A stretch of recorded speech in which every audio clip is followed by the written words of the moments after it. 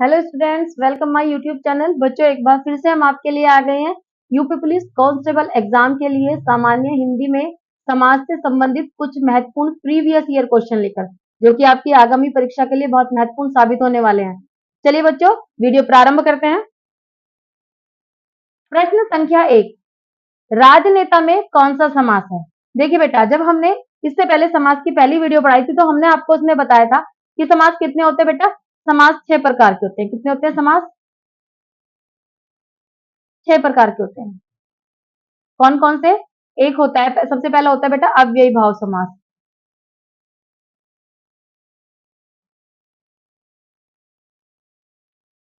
ठीक है। दूसरा होता है बेटा कर्मधारय समास।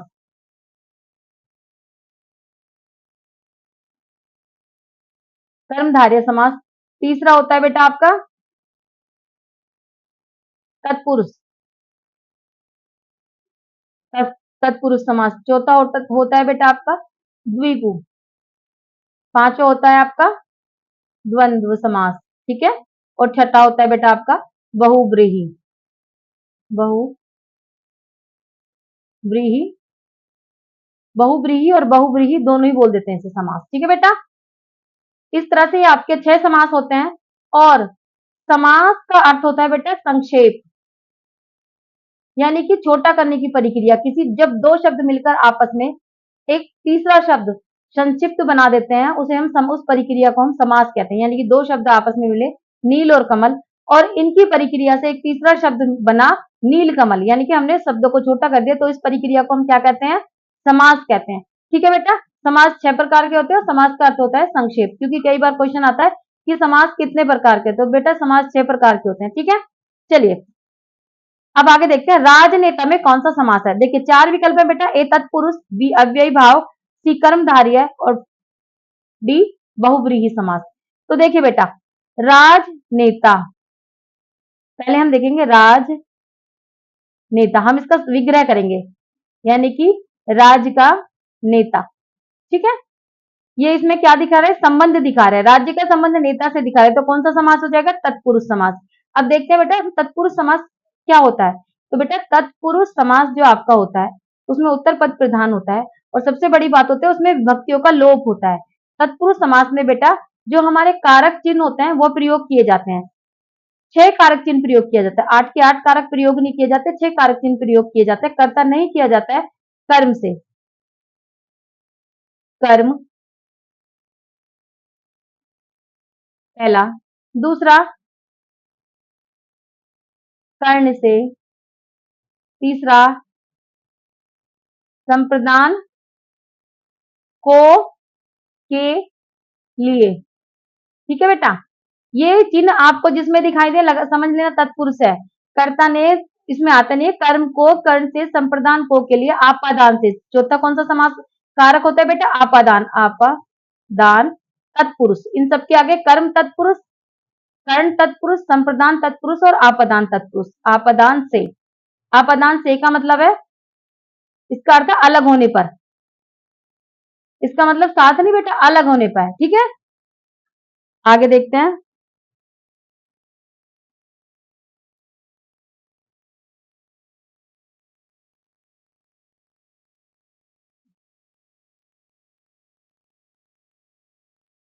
चलिए मैं आपको तत्पुरुष समास के भेद बता रही थी बेटा। चलिए देखते हैं। ठीक है। हमने आपको बताया था कर्म को कर्ण से, इससे का मतलब है बेटा साथ या द्वारा। ठीक है। जैसे राम ने रावण को बाण से मारा, तो राम ने रावण को किससे मारा? बाण से मारा। ये वो वाला से है। ठीक है। संप्रदान। संप्रदान को के लिए। आपादान। आपादान से अलग होने पर।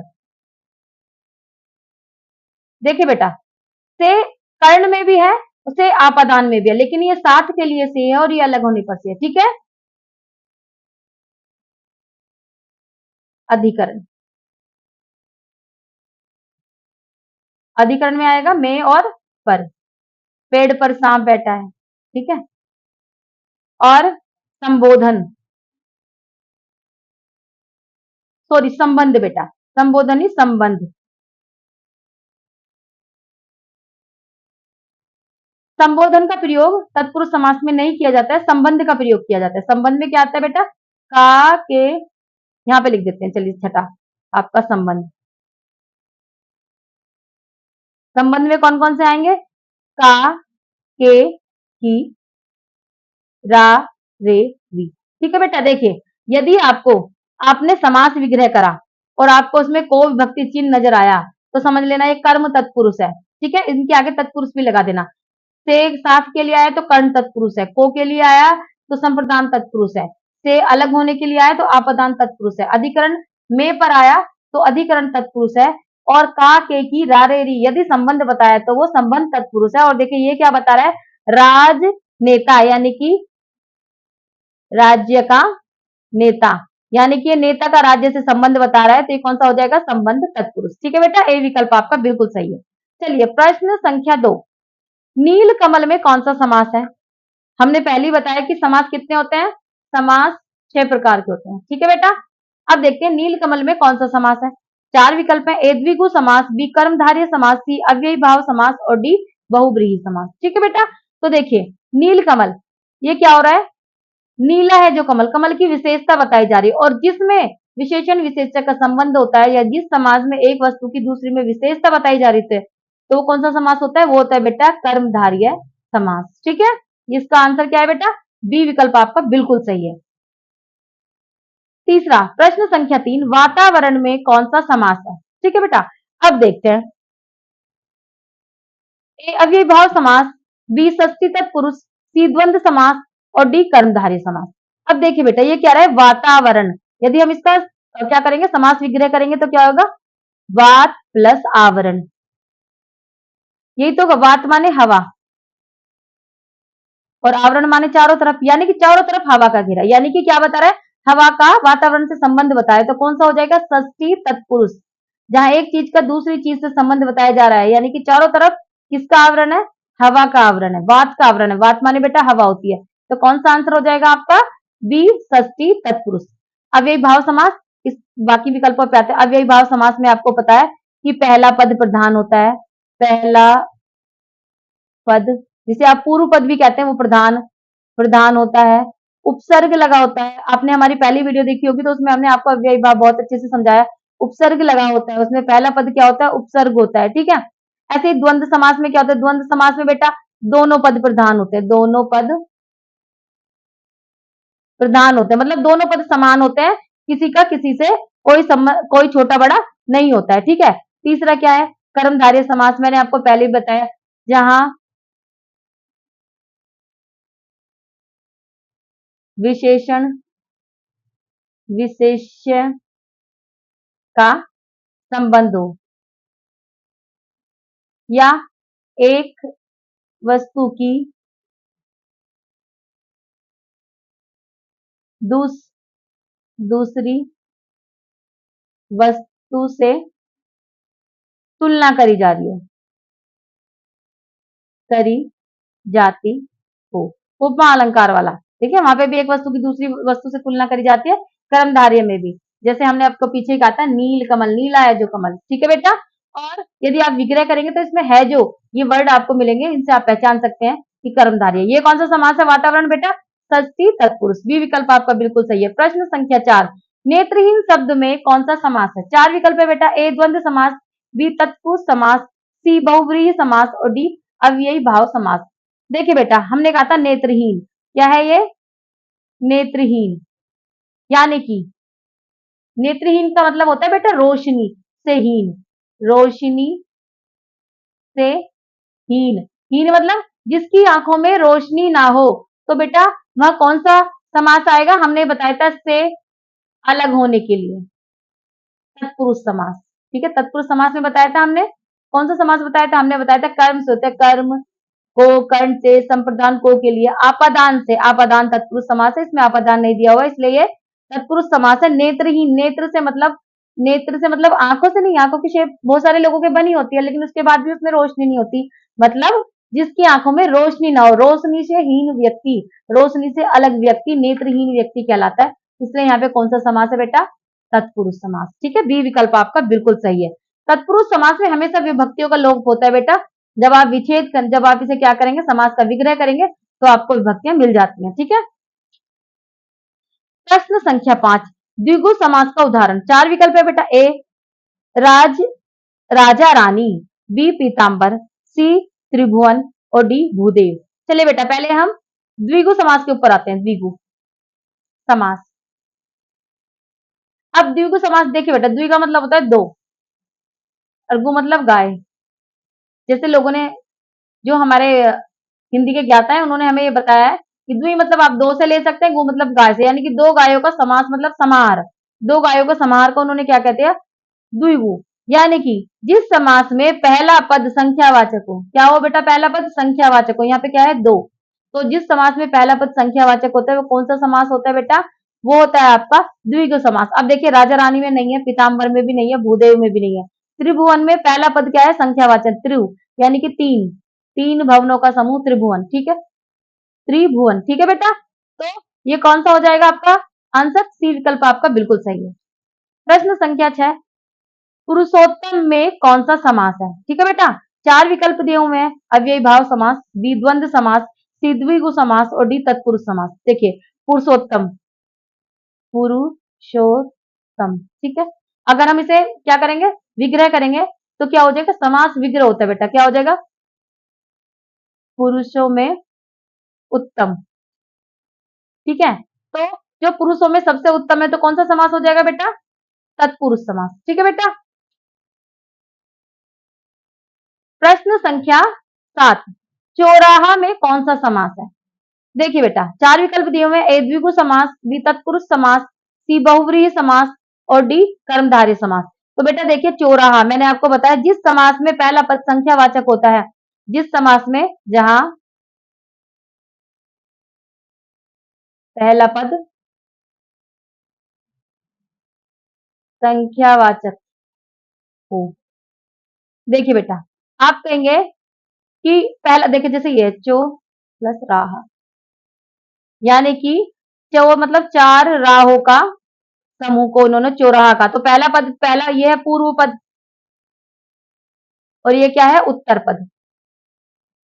ठीक है बेटा, ये पूर्व पद हो गया और ये उत्तर पद हो गया। ठीक है, अब चो, इसका चो का मतलब इन्होंने चार लिया है, राहो, राह का मतलब राहो, यानी कि चार राहों का समूह, जहाँ चार राहें एक साथ मिलती हो या चार राहों में आप अलग अलग दिशा में जा सकते हो।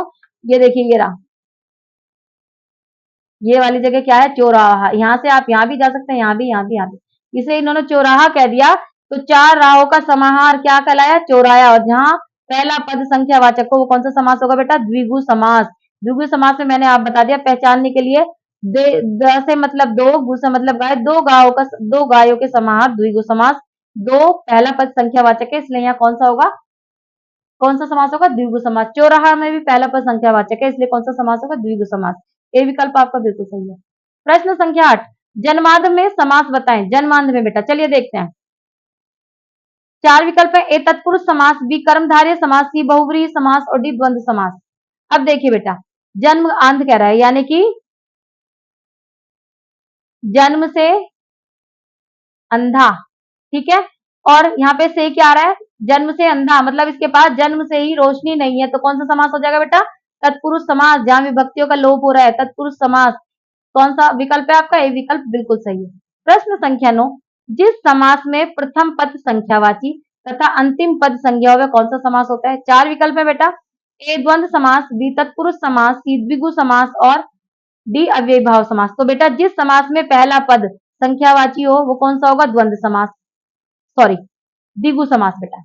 ये द्वंद्व समास नहीं होगा, द्विगु समास होगा। जिस समास में पहला पद संख्यावाची हो वो कौन सा समास होगा बेटा, द्विगु समास। ठीक है बेटा, अब देखते हैं हम द्वंद्व समास किसमें कहते हैं, जहां दोनों पद प्रधान हो, यानी कि दोनों पद बराबर हो, ना कोई छोटा हो ना कोई बड़ा हो।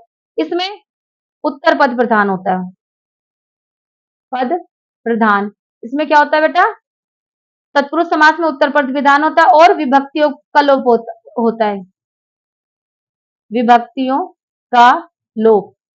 विभक्ति मतलब कारक चिन्हों का, कारक चिन्हों का लोप होता है। कर्म ने कर्ण को, संप्रदान को के लिए, आपादान से, संबंध का के की राररी, अधिकरण में पर, ये सब। ठीक है बेटा। अव्ययी भाव समास, इसमें पूर्व पद अव्यव हो और उपसर्ग हो और पूर्व पद प्रधान हो। पहला पद उपसर्ग हो, अव्यय हो, पूर्व पद प्रधान होता है, वहां अव्ययी भाव समास होता है। ठीक है बेटा। तो आपका विकल्प सी बिल्कुल सही है। इसमें कौन सा समास होगा? इसमें होगा बेटा द्विगु समास। ठीक है। गंगा जल में कौन सा समास है? 4 विकल्प दिए हुए, प्रश्न संख्या 10 है बेटा, देख लीजिए। ए तत्पुरुष समास, बी कर्मधारय समास, सी बहुव्रीहि समास और डी द्वंद्व समास। तो देखिए बेटा, गंगा जल, यदि हम इसका क्या करेंगे, समास विग्रह करेंगे तो क्या आएगा? गंगा का जल, यानी कि गंगा का जल बता दिया गया, जल पानी का इससे संबंध बता दिया गया है, तो कौन सा समास होगा बेटा? तत्पुरुष समास। ठीक है। प्रश्न संख्या 11 है, तिरंगे में कौन सा समास है? 4 विकल्प है बेटा, ए द्वंद्व समास, बी द्विगु समास, सी अव्ययी भाव समास और डी तत्पुरुष समास। हमने बताया था जब पहला पद क्या हो, पहला पद संख्यावाची हो, तो वो कौन सा समास होगा? द्विगु समास। तो तिरंगे में कौन सा होगा बेटा? बी विकल्प आपका बिल्कुल सही है। प्रश्न संख्या 12, कर्मधारय समास किसमें है? 4 विकल्प है, कामचोर, बी स्वर्णाक्षर, सी पंचवटी और डी रोग पीड़ित। तो देखिए बेटा, हमने आपको बताया था कर्मधारय समास में जहां विशेष से विशेषण का संबंध पाया जाए और एक वस्तु की दूसरी वस्तु से तुलना करी जा रही हो, वहां कौन सा समास होता है बेटा? वहां कर्मधारय समास होता है। तो स्वर्ण अक्षर यानी कि सोने के समान अक्षर, तो कौन सा समास हो जाएगा इसमें? कर्मधारय समास। बी विकल्प आपका बिल्कुल सही है। प्रश्न संख्या 13, चंद्रमुखी शब्द में कौन सा समास है? देखिए बेटा, 4 विकल्प है, ए अव्ययी भाव समास, बी कर्मधारय समास, सी बहुब्रीहि समास और डी द्विगु समास। देखिए बेटा, चंद्रमुखी, हमने क्या कहा था? जहां एक वस्तु की दूसरी वस्तु से तुलना करी जा रही हो, तो वहां कौन सा समास होगा? कर्मधारय समास। और यहाँ क्या करी जा रही है? चंद्रमुखी, चंद्रमा मुख को चंद्रमा के समान बताया जा रहा है, और जहां एक वस्तु की दूसरी वस्तु से तुलना करी जा रही है, वहां कौन सा समास होता है? कर्मधारय समास। बाकी समास के ऊपर आते हैं। अव्ययी भाव समास कौन सा होता है? जिसमें पूर्व पद प्रधान होता है, पहला शब्द अव्यय होता है या उपसर्ग होता है, वो समास अव्ययी भाव समास होता है। बहुब्रीहि समास, जिस समास में ना तो पूर्व पद प्रधान होता है ना उत्तर पद प्रधान होता है, बल्कि कोई अन्य पद प्रधान होता है, वहां बहुब्रीहि समास होता है। जैसे दशानन, 10 है जिसके आनंद अर्थात रावण। समझ के? वीणा पानी, वीणा है पानी, मतलब हाथ में जिसके, अर्थात सरस्वती जी। द्विगु समास, जहां पूर्व पद संख्यावाची हो वहां द्विगु समास होता है। जैसे द्विगु का मतलब होता है दो गायों का समाहार। ठीक है बेटा। प्रश्न संख्या 14, नीलकमल शब्द में कौन सा समास है? 4 विकल्प दिए हुए बेटा, ए द्विगु समास, बी बहुव्रीहि समास, सी अव्ययी भाव समास और डी कर्मधारय समास। तो नीलकमल, नीला है जो कमल, कौन सा समास हो जाएगा बेटा? इसमें से क्या करी जा रही है? कमल की विशेषता बताई जा रही है बेटा। यहाँ पे क्या बताई जा रही है? कमल की विशेषता बताई जा रही है, और जहां एक चीज की दूसरी चीज में विशेषता बताई जा रही हो, ये लगा दो बेटा, इसमें बीच में लगाना बोल रहे हैं, नील कमल। ठीक है। कमल की विशेषता क्या बताई जा रही है? कि वो नीला है। तो कौन सा समास हो जाएगा बेटा? कर्मधारय समास। जहां एक वस्तु की दूसरी वस्तु से तुलना करी जा रही हो या विशेषता बताई जा रही हो, उसके गुण बताए जा रहे हो, वो कौन सा समास हो जाएगा? कर्मधारय समास। द्विगु समास, जिसमें पहला पद संख्यावाचक हो, द्विगु समास। अव्ययी भाव समास, जिसमें पहला पद क्या हो? उपसर्ग हो या अव्यय हो, वो कौन सा समास होगा? अव्यय भाव समास। बहुब्रीहि समास, जिसमें ना पूर्व पद प्रधान हो ना उत्तर पद प्रधान हो, कोई अन्य पद प्रधान हो, बहुब्रीहि समास। प्रश्न संख्या 15, जिस समास में पूर्व पद विशेषण और उत्तर पद विशेष्य हो, तो वहां किस प्रकार का समास कहलाता है? 4 विकल्प है, ए द्विगु समास, बी बहुव्रीहि समास, सी कर्मधारय समास और डी अव्ययी भाव समास। तो बेटा, मैंने पहले भी बताया, जिस समास में पूर्व पद विशेषण उत्तर पद विशेष्य हो तो वहां, यानी कि जब एक वस्तु की दूसरी वस्तु से तुलना करी जा रही हो, एक विशेष्य की मतलब एक वस्तु की विशेषता बताई जा रही हो, तो वहां कौन सा समास होता है बेटा? कर्मधारय समास। आपका सी विकल्प बिल्कुल सही है। प्रश्न संख्या 16, जिस समास के पूर्व एवं उत्तर पद दोनों ही पद समान रूप से प्रधान हो, उसे क्या कहते हैं? देखिए बेटा, इन्होंने क्या कहा? जिस समास के पूर्व एवं उत्तर पद समान रूप से प्रधान हो, वहां कौन सा समास होता है? 4 विकल्प है, तत्पुरुष समास, बी बहुव्रीहि समास, सी द्विगु समास और डी द्वंद्व समास। तो बेटा देखिए, द्वंद्व, लड़ाई किन में होती है? लड़ाई दो बराबर लोगों में होती है। ऐसा तो है नहीं कि छोटे बच्चों से बड़ा व्यक्ति आके लड़ना लगेगा या छठी क्लास के बच्चों से 12वीं क्लास के बच्चे आके लड़ने लगेगा, नहीं लड़ेगा। आपके कंपटीशन में आपके बराबर के बच्चे ही बैठे हैं, यानी कि जहां पे द्वंद्व हो रहा है, द्वंद्व मतलब लड़ाई, तो वहां कौन सा समास होगा? द्वंद्व समास। ये मैंने आपको ऐसे बताया पहचान करने के लिए। द्वंद्व समास में क्या होता है बेटा? दोनों पद समान होते हैं। अधिकतर यहाँ विलोम देखने के लिए मिलेंगे, जैसे नर नारी। अब आप कहोगे नर नारी में क्या? नर कौन है? पुरलिंग है, और नारी क्या है? स्त्रीलिंग है। ऐसे ही माता पिता, माता स्त्रीलिंग है और पिता पुरलिंग है। ऐसे ही बेटा खाना पीनी, खाना पीना, खाना क्या है? ठोस है, पीना तरल है। तो जहां पर विलोम शब्द आपको मिले देखने के लिए ज्यादातर और दोनों पद पर समान हो, तो वहां कौन सा समास होता है बेटा? द्वंद्व समास। चलिए देखते हैं प्रश्न संख्या 17। धक्का मुक्की में कौन सा समास है? ए कर्मधारय समास, बी द्विगु समास, सी द्वंद्व समास और डी तत्पुरुष समास। तो देखिए बेटा, धक्का मुक्की किन में होती है? बराबर के लोगों में होती है। तो कौन सा समास हो जाएगा आपका? अब आप कहें मैम धक्का मुक्की में क्या विलोम शब्द है? धक्का पुल्लिंग पुल्लिंग शब्द है और मुक्की स्त्रीलिंग शब्द है, तो ये द्वंद्व समास हो जाएगा। ठीक है बेटा। कर्मधारय समास आपको पता ही है, जहां विशेषण विशेषण का संबंध पाया जाओ, एक चीज की दूसरी वस्तु से तुलना करी जाए। द्विगु समास में जहां पहला पद संख्यावाची हो, द्विगु समास होता है। तिराहा, चौराया, पंचमणि, पंचवटी। तत्पुरुष समास जहां विभक्तियों का लोप हो और उत्तर पद प्रधान हो, तत्पुरुष समास होता है। प्रश्न संख्या 18। समास के पदों को अलग करने को क्या कहा जाता है? देखिए बेटा, ये नया क्वेश्चन है। समास के पदों को अलग करने के लिए क्या कहा जाता है? चार विकल्प है। ए विच्छेद, बी बदलाव, सी विग्रह और डी विभक्ति। मैं बार बार कह रही हूँ, समास विग्रह करके देखते हैं। तो समास सी विकल्प आपका सही है। समास के पदों को अलग करने के लिए क्या कहा जाता है? विग्रह, समास विग्रह। प्रश्न संख्या 19। जिस समास में पूर्व पद और उत्तर पद दोनों ही प्रधान हो, तो वह किस प्रकार का समास होता है? देखिए बेटा, चार विकल्प है। ए तत्पुरुष समास, बी बहुव्रीहि समास, सी द्वंद्व समास और डी द्विगु समास। हमने पहले ही बताया, जिस समास में पूर्व पद और उत्तर पद दोनों ही पद प्रधान होता है, वहां द्वंद्व समास होता है, क्योंकि द्वंद्व हमेशा बराबरी की चीजों में होता है। प्रश्न संख्या 20। धनंजय में समास है। चार विकल्प है। ए द्विगु समास, बी कर्मधारय समास, सी बहुव्रीहि समास और डी अव्ययी भाव समास। देखिए बेटा, धनंजय यानी कि जिसकी धन पे विजय हो, और मैंने आपको, जिसकी धन पे विजय होती है कौन होता है? वो कुबेर। इस दुनिया में शास्त्रों के अनुसार और ज्ञानियों के अनुसार सबसे ज्यादा धन किसके पास है? कुबेर के पास। वो पूरे खजानों का मालिक है। ठीक है, उसने पूरी दुनिया के धन पे विजय प्राप्त करी हुई है। और जहां ना तो पहला पद प्रधान हो ना उत्तर पद प्रधान हो, वहां कौन सा समास होता है बेटा? कोई तीसरा पद प्रधान हो, बहुब्रीहि समास होता है। देखिए कैसे? धन प्लस जया। ना तो यहाँ ये प्रधान है ना ये प्रधान है। कौन सा प्रधान है? कुबेर। इन दोनों का अर्थ किससे लिया गया? कुबेर से। तो ये प्रधान है। तो ना पूर्व पद प्रधान होता है ना उत्तर पद प्रधान होता है, कोई अन्य पद प्रधान हो तो बहुव्रीहि समास होता है। प्रश्न संख्या 21। जिस समास में दोनों पद प्रधान होते हैं तथा जिसमें समुच्चय बोधक अवयव का लोप कर दिया जाता है, उसे क्या कहा जाता है? देखिए बेटा, दोनों पद प्रधान केवल एक समास में होते हैं। चलिए देखते हैं विकल्प। बहुव्रीहि समास, बी द्वंद्व समास, सी कर्मधारय समास और डी द्विगु समास। देखिए बेटा, दोनों पद प्रधान केवल एक ही समास में होते हैं और वो होता है द्वंद्व समास। ठीक है। प्रश्न संख्या 22। थोड़ा बहुत में इनमें से कौन सा समास है? ठीक है बेटा, देखिए चार विकल्प दिए हुए हैं। ए इतरेत्तर द्वंद्व, बी वैकल्पिक द्वंद्व, सी अव्ययी भाव और डी समाहार द्वंद्व। तो बेटा देखिए, थोड़ा बहुत में कौन सा समास होगा? दोनों पद प्रधान है, ना कोई किसी से कम है। इतरेत्तर द्वंद्व समास। प्रश्न संख्या 23। धर्म अधर्म में कौन सा समास है? ए द्विगु समास, बी द्वंद्व समास, सी अव्ययी भाव समास और डी कर्मधारय समास। देखिए बेटा, एक दूसरे का विलोम पाया जाए, जहां दोनों पद प्रधान हो। धर्म, धर्मी लोग अपने आप को क्या कहते हैं? देखिए धर्म और एक दूसरे का उल्टा है। ठीक है, दोनों पद प्रधान है। ठीक है, तो इसमें कौन सा समास हो जाएगा? द्वंद्व समास। बी विकल्प आपका बिल्कुल सही है। द्विगु समास जिसमें पहला पद संख्यावाचक हो। अव्ययी भाव समास जिसमें पहला पद उपसर्ग हो। कर्मधारय समास जिसमें एक वस्तु की दूसरी वस्तु में विशेषता बताई जा रही हो। प्रश्न संख्या 24। माता पिता में कौन सा समास है?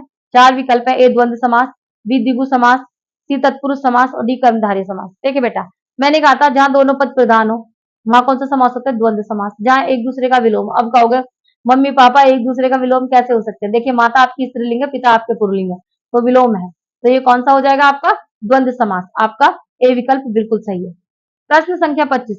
तिराहा में कौन सा समास है? चार विकल्प है। ए द्वंद्व समास, बी द्विगु समास, सी तत्पुरुष समास और डी कर्मधारय समास।